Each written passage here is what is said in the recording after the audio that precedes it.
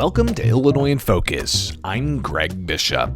Coming up, we'll review the week's top stories about how some are looking to address the influx of non-citizen migrants transported to Illinois and the outcome of the state's electric vehicle rebate program. I'll then join the Center Square's Brett Rowland to further discuss the news. That's ahead with Illinois in Focus. I'm Greg Bishop. Freedom and liberty are important to all of us in Illinois, from Rockford to Carbondale, from Quincy to Decatur. If you're looking for civil, intellectual conversations with those shaping the future of freedom, try the Future of Freedom podcast with me, Scott Bertrand. We speak with leaders across the country in the greater conservative and libertarian movements. In-depth conversations about where the next intellectual battles will happen across the country. It's the Future of Freedom podcast. Find it at americastalking.com or wherever you get your podcasts. Welcome back to Illinois in Focus. I'm Greg Bishop. Here are some of the top stories from the past week. A coalition of congressional leaders, Illinois business officials, and immigration advocates want to get migrants entered into the workforce. Kevin Bessler has that story. Over 13,000 asylum seekers have arrived in Illinois over the past year. Illinois Democratic U.S. Senator Dick Durbin says allowing immigrants to work would help ease the labor shortage. There are jobs that go vacant because American workers are not taking these jobs. These immigrants are ready to step in and take the hardest, dirtiest, roughest jobs imaginable because they always have. Peoria Republican U.S. Representative Darren LaHood says many of the migrants have not been properly processed through legal immigration channels. When you allow in 4 million people under the Biden administration that have come across the border illegally, that not complying with the rule of law, then that's problematic. Governor J.B. Pritzker and Chicago Mayor Brandon Johnson have asked the Biden administration to create a state-sponsored parole program to allow asylum seekers to obtain work permits. I'm Kevin Bessler. The first round of Illinois' rebate program for buyers of electric vehicles is over, and a new $12 million round is set to begin. The next round opens November 1st. The first round for fiscal year 2023 cost taxpayers $19 million. That's nearly 4,900 purchasers of EVs getting $4,000 rebates for the previous fiscal year. Of those, around 10% were low-income individuals, despite the program prioritizing such applicants. Among those granted rebates, nearly 300 were luxury models, costing up to $125,000. The Pritzker administration says the program is competitive and part of the, quote, clean energy revolution. Republican State Senator Andrew Chesney said taxpayers are paying the bill and the program needs to be scrapped. If electric vehicles is a good product, then they should be able to stand on their own 2 feet.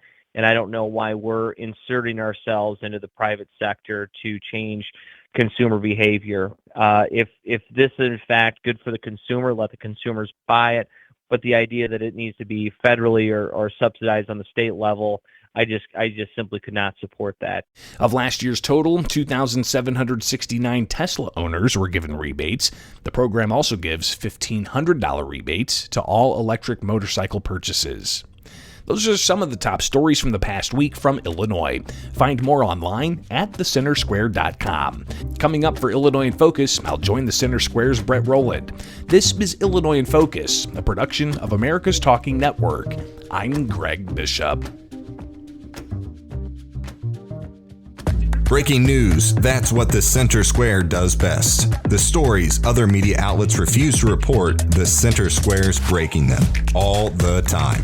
Stories about government waste and political spending, stories about partisan agendas that hijack your tax dollars. The Center Square has it all covered and delivers the biggest news to your inbox as it happens. Sign up now for your state Center Square newsletters at thecentersquare.com. That's thecentersquare.com.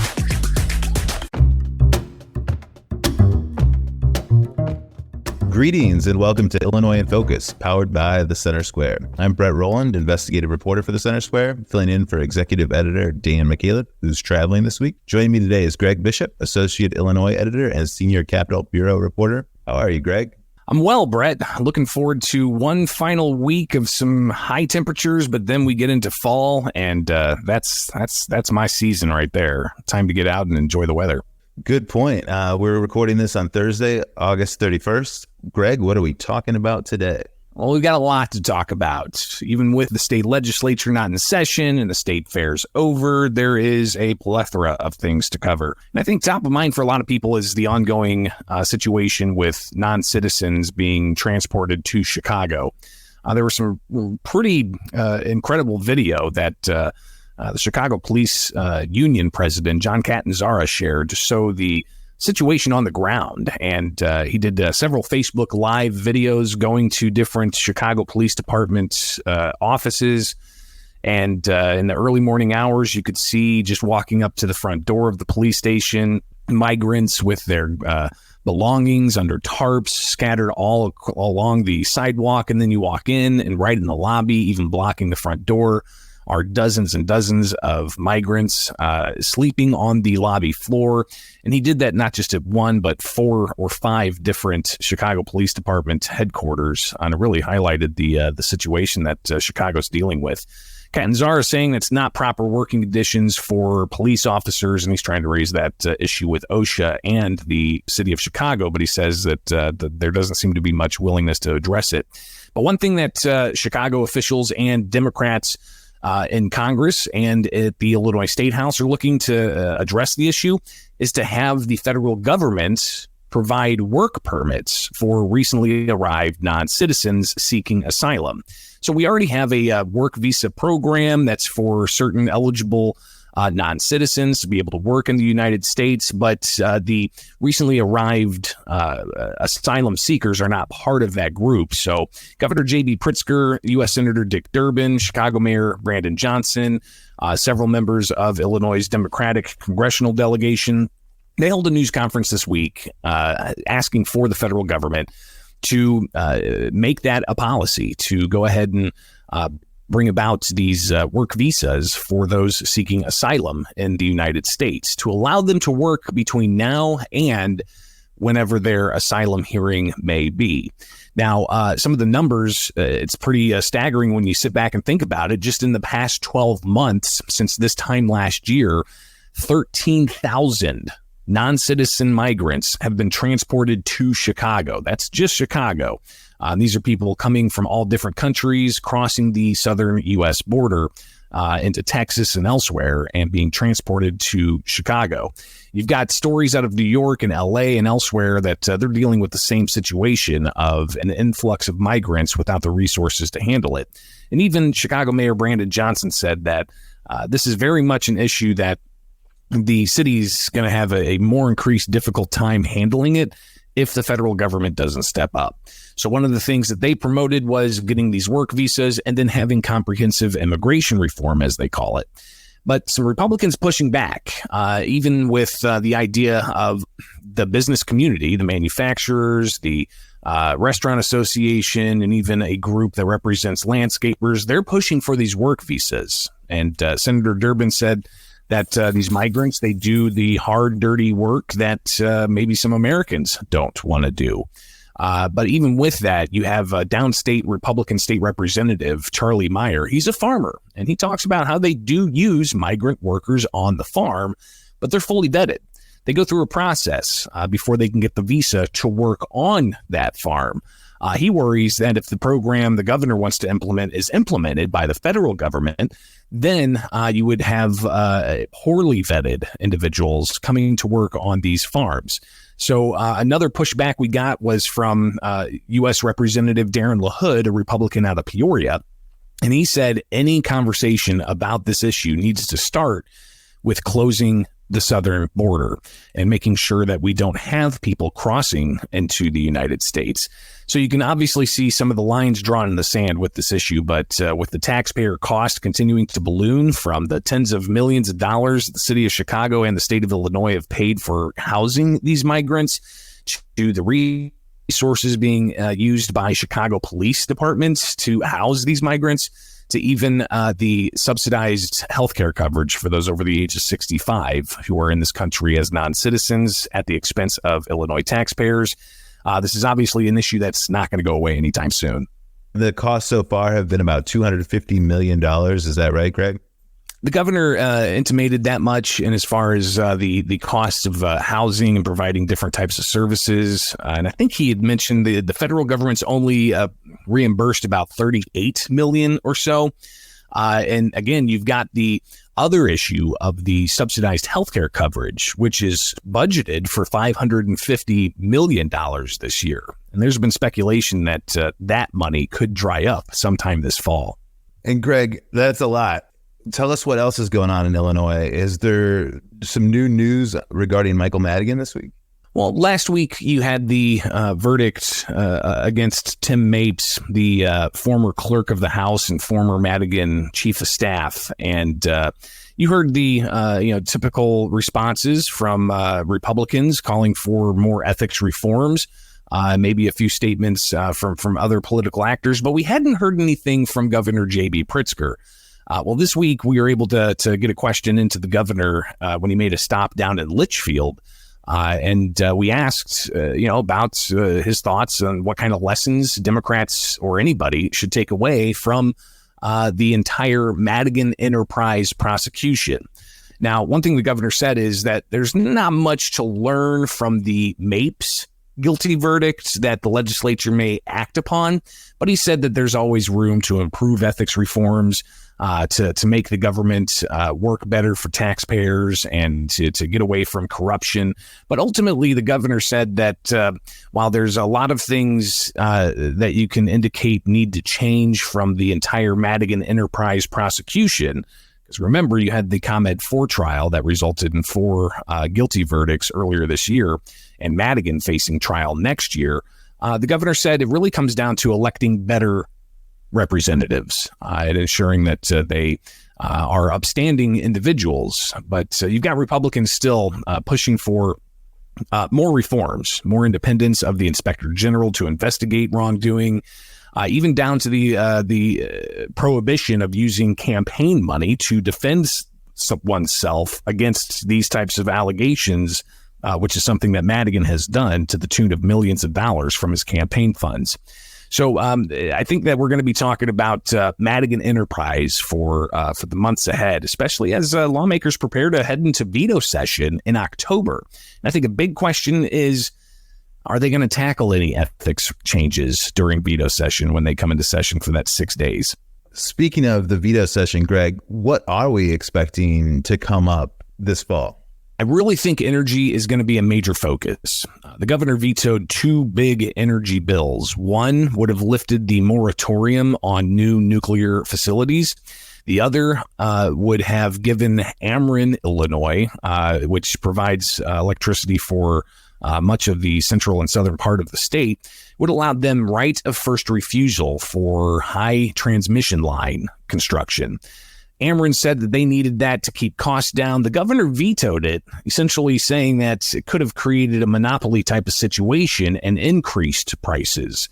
But those pushing for the lifting of the nuclear moratorium, they say that they need more small modular nukes to power the grid because of the governor's policies of more renewable energy causing prices to increase and questions about reliability.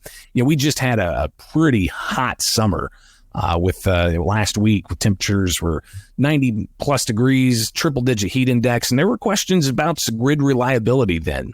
I didn't see any reports of brownouts, but still something that's on people's minds, and especially if you have more coal-fired power plants shutting down, something needs to come in and replace that. And there was bipartisan support for lifting the nuclear moratorium, but the governor vetoed that, saying it wasn't as precise as maybe he wanted it. So I think energy policy is definitely going to dominate the 6 days of fall veto session.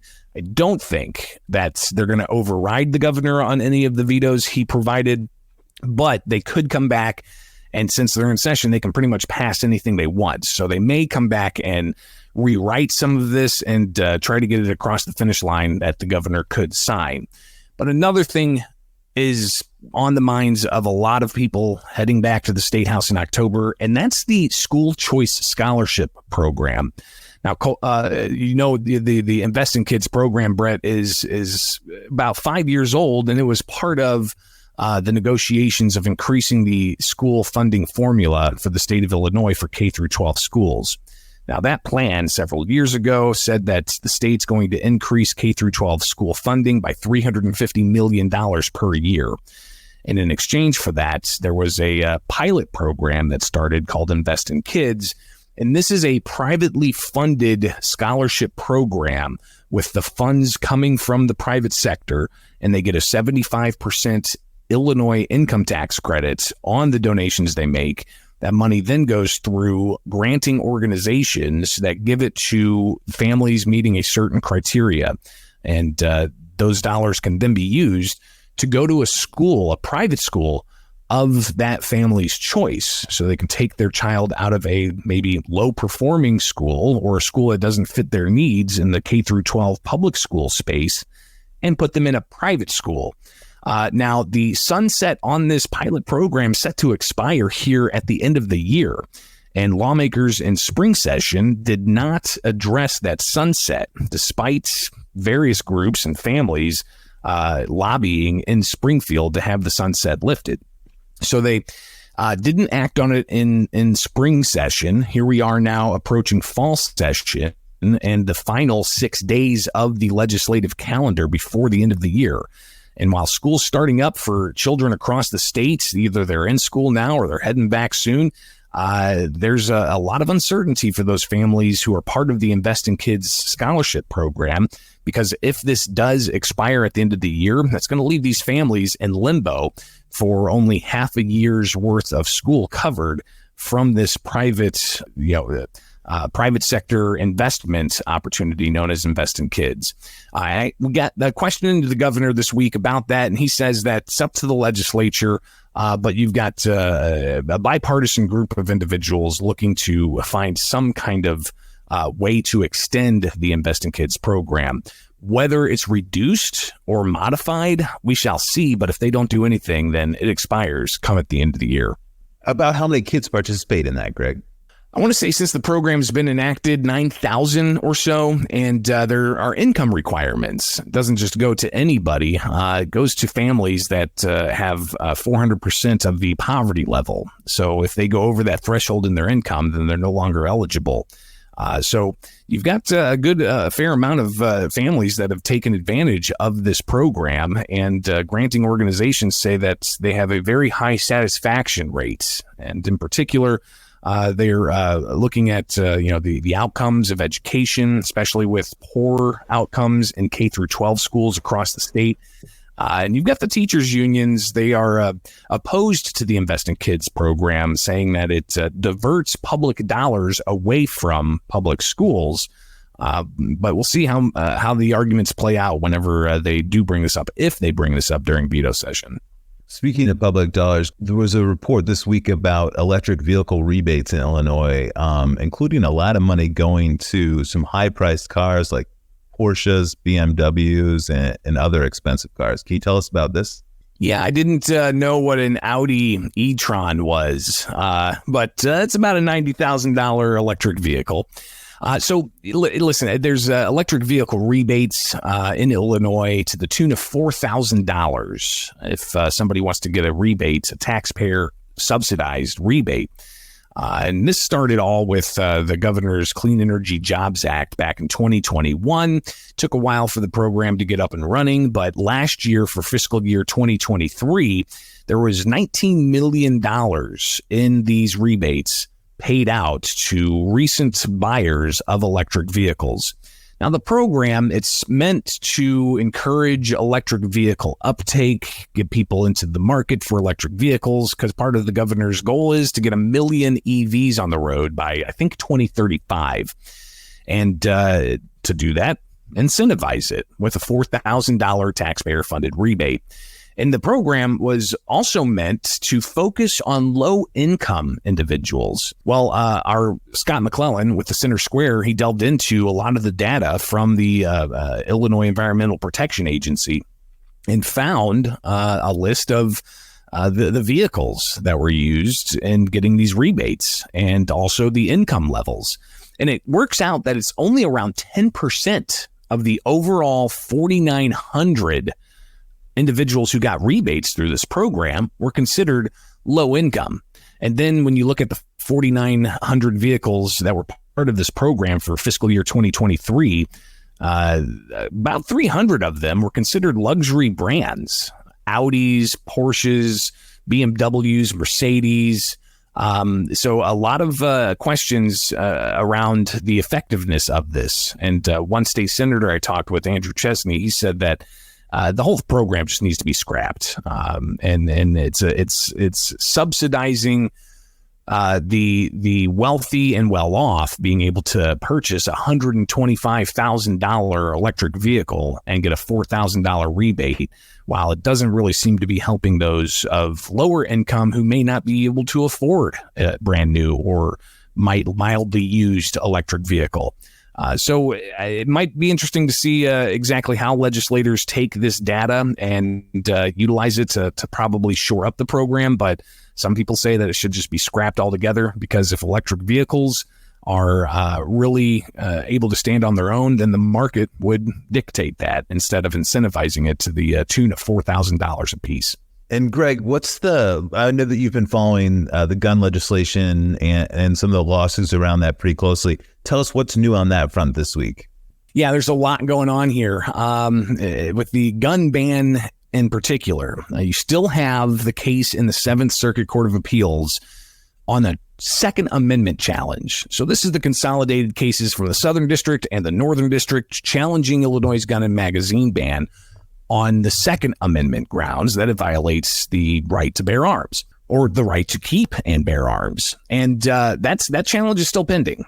So we'll see what happens there. No indication when that's going to be released. However, one of the attorneys in the consolidated cases is ready to argue that the law violates the Constitution on vagueness grounds, claiming that it's just too vague and opens up for, certain attachments. And there's questions about if a screw is considered an attachment or a spring's an attachment. So the argument that he's ready to make October 11th during a summary judgment hearing, which means it's on the merits of the law. It's not about a preliminary injunction. It would be on the merits of the law.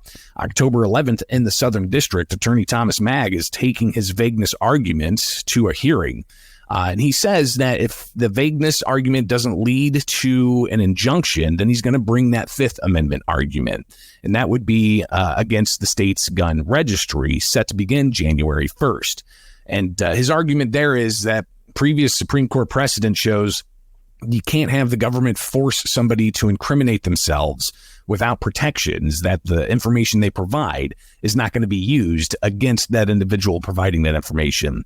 So there's still several challenges queued up and possibly queued up against Illinois' gun and magazine ban. We'll definitely be watching that closely, and October 11th is a date on the calendar I've got circled. There's been a lot of news this week and in the last couple of weeks about new COVID variants and COVID cases possibly on the rise. What's the data in Illinois showing? And is there any indication that there could be new mandates either for vaccines or masks in Illinois? We asked the governor directly that this week, and he called any indication that there's going to be mandates coming back, quote, Facebook fakery. But you're right. There's a lot of headlines about a new variant of COVID-19. Looking at some of the CDC data, it shows there's about a 26% increase in hospitalizations with COVID-19, or the most recent variant, or however they're tracking that now. But Illinois is still considered a low transmission state. When you look at the CDC's numbers, at least last I looked earlier this week, all green. So we're considered a low transmission state. It'll be interesting to see what happens in the weeks ahead, especially with the vaccine that's on its way out, and whether or not we're going to see these types of mandates implemented again. Thank you, Greg, for your insight into all these important stories this week. But that's all the time we had. Listeners can keep up with these stories and more at thecentersquare.com. For Greg Bishop, I'm Brett Rowland. Thank you for listening, and please subscribe.